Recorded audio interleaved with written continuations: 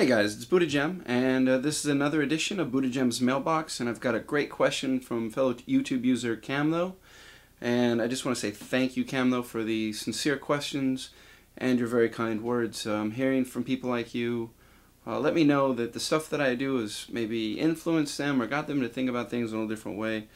It means a world of difference to me, so thank you very much. And your questions are great. Camtho's questions deal with freedom of religion and freedom of speech in the transition to an anarchist society, or really what I like to think of as a more free and just society, a society in which hopefully there won't be any anarchists.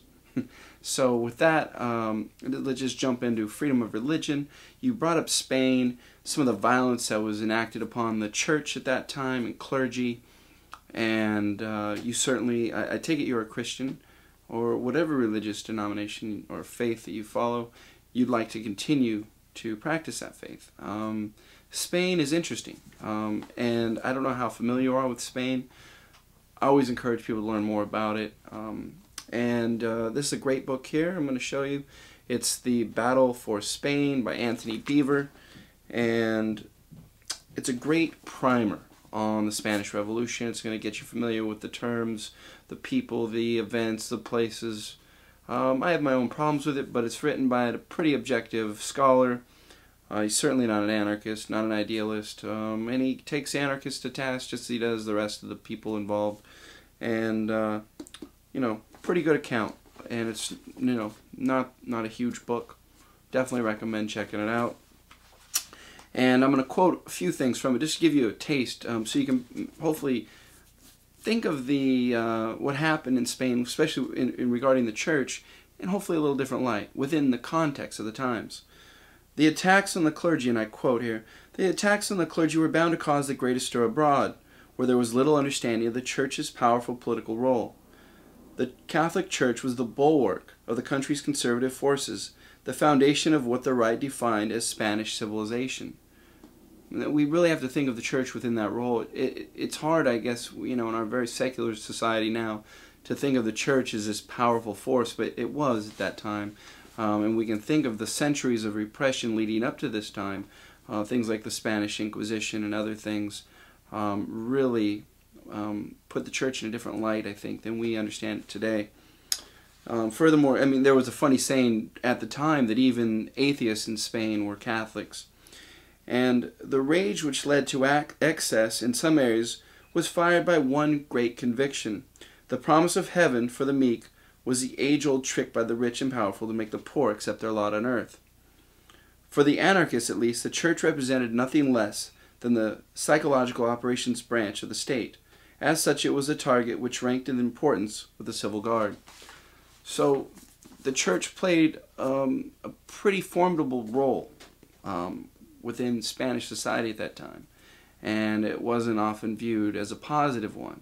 But I think as anybody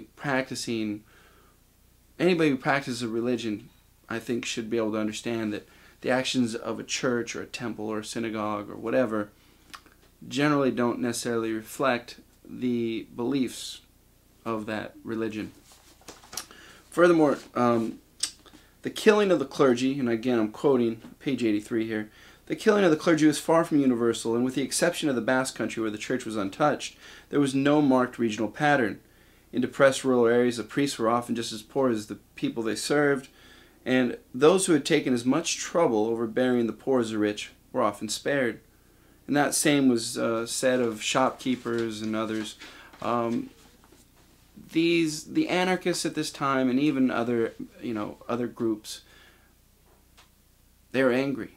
And they did unleash some bloodshed. And there's a great chapter here, The Red Terror, that goes through that. And I'm not here to justify or condone it, but you have to understand it.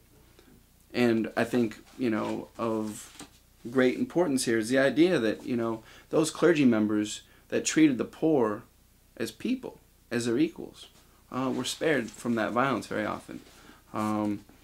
So with that said, I should point out now that there are anarchists of every religion that I know of. I know of Muslim anarchists, Buddhist anarchists, Christian anarchists, Jewish anarchists.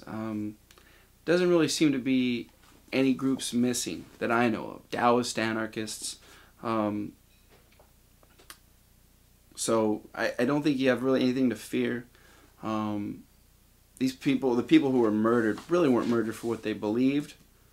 They were murdered for what they did to the people.